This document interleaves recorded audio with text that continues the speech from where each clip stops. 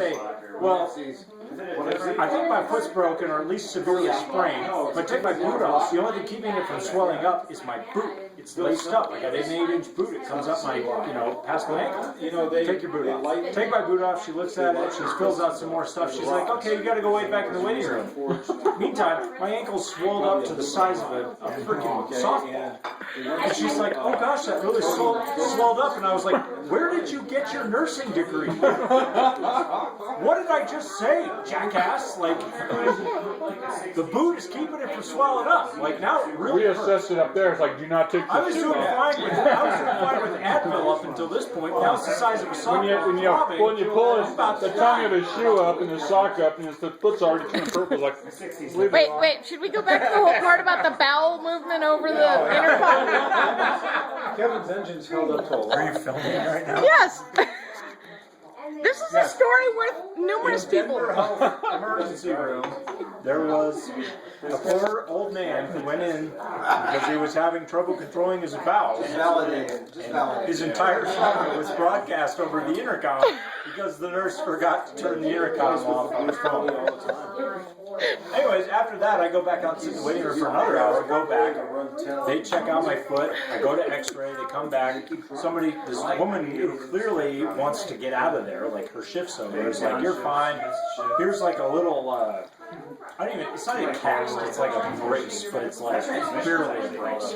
She's like, put this on and, get some crutches, you'll be fine in a couple days. Okay, take care.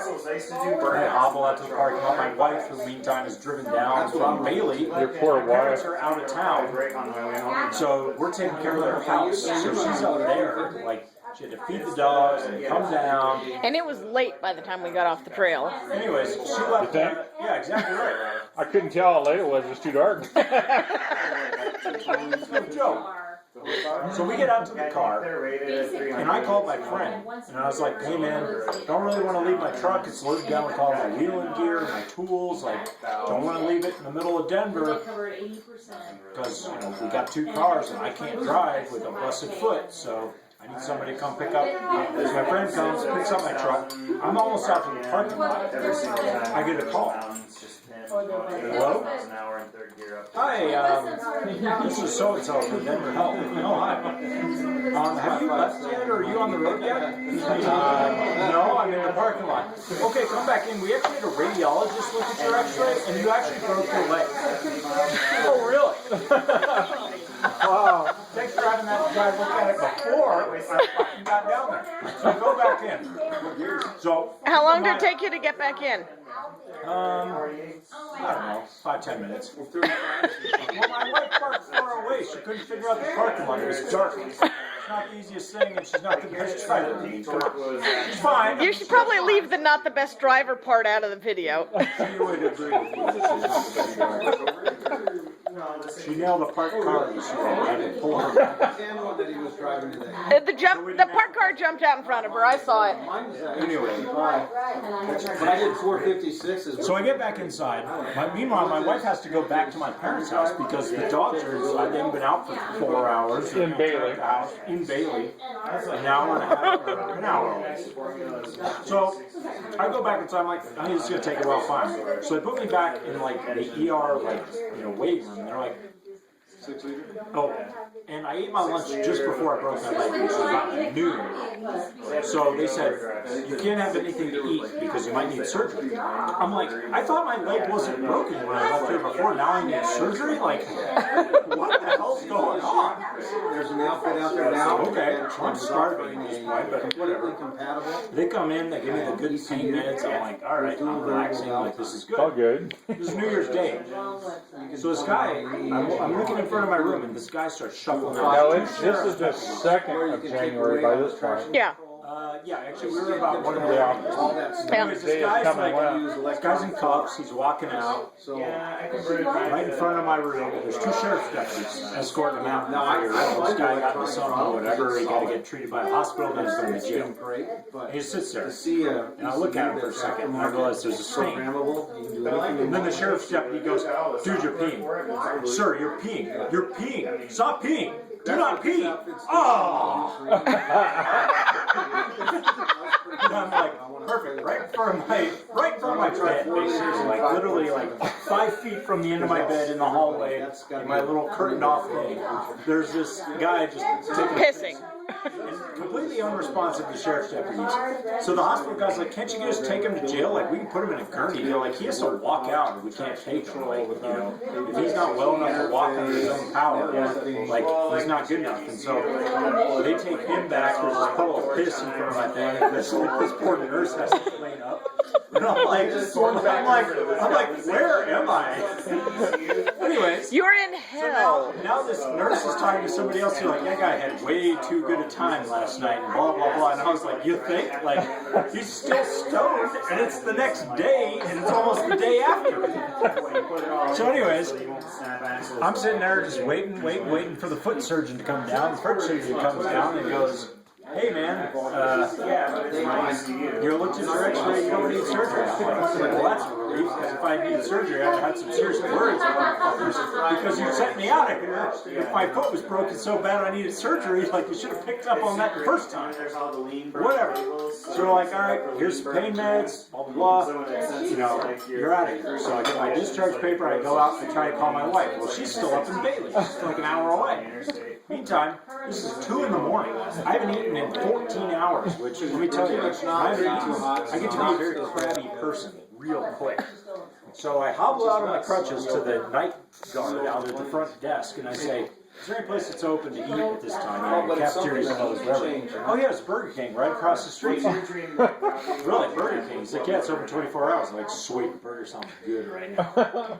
So I hobble in the direction he tells me. It's cold outside. I hobble out there and I get out to the main drag, and I look down the road and I'm like, huh, that Burger King's about 4 blocks away, not right across the street. But you know what? I'm hungry. Rush my way 4 blocks down. Get to there. Open 24 hours. Drive through. Did you hobble through the drive-through?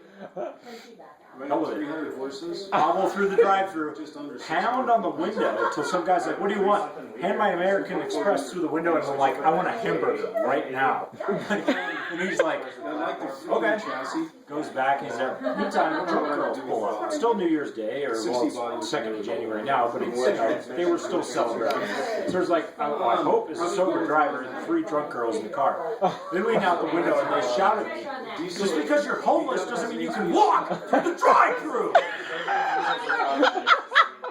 And at this point, I'm like so hungry and so tired. My first instinct is like flip them the bird, and then I would just start laughing because I was like, this is so ridiculous. Like, I'm on crutches, I've got my pink bag with my hiking boot in it, I've got a cast on my legs, you know.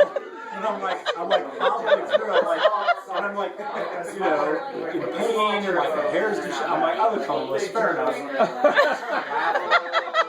So they continue to make comments like, I hope we get our food sometime in 2012 and all this stuff, because it was, you know, obviously like joking that it was going to take them a year to get their food.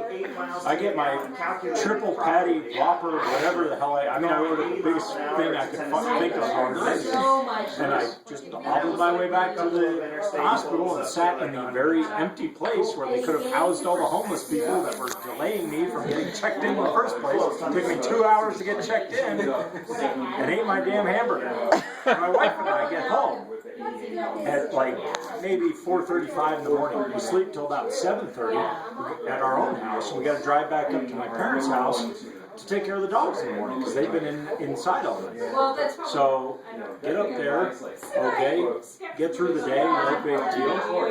And that night, okay, my wife's getting ready to, we're getting ready to go to bed at like 6:30 because we're dead tired. And one of my parents' dogs shows up to the door with a hole about way big in the side of her freaking flank because she ran into a stick, it turned out. Well, we thought, like something ripped her open. It looked like it was gone. Like, it looked like a hole in the flank. So the next night, you know, we're operating on 3 hours sleep. We're driving down, and I think there's a mountain lion out there, so I can't drive because I'm on painkillers. So my wife's driving. I've got a 357 in my lap, just driving down. Just Because stone people do good with guns. Yeah. we were loading the dog. Dude, there's a mountain lion! I can't drive, but I got guns. Yeah. Mountain lion! Mountain lion! Boom! She thought there was a mountain lion outside that had ripped her side open.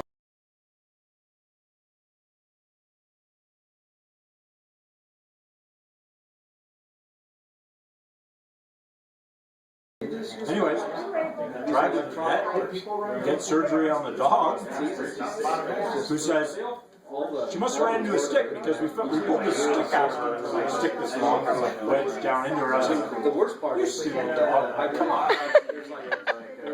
The stick jumped out in front of her. So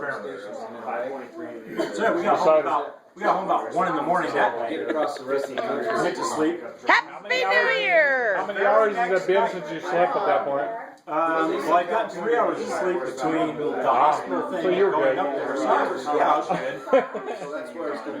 Like 3 hours of sleep and like 48 hours. Maybe a little longer. Happy New Year!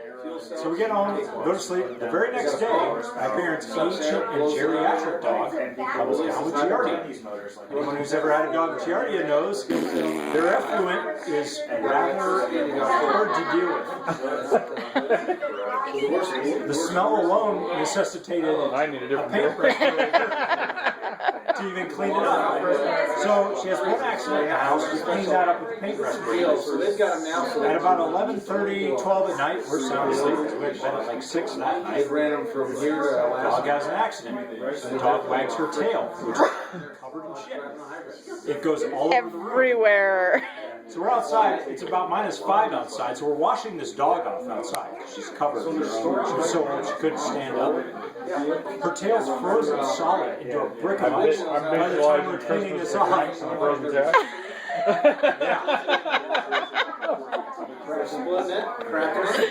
that took about 2.5 hours to clean the room. Compressed right now 5,000. But she wagged her tail all over the wall. Oh, Oh. So they wrote it up there. Worst 3 days. Right now. All in a row. if it hadn't happened, you wouldn't have the story. No. Yes, yes, Now it's documented. yes. That's how 2012 Hey, these stories define you.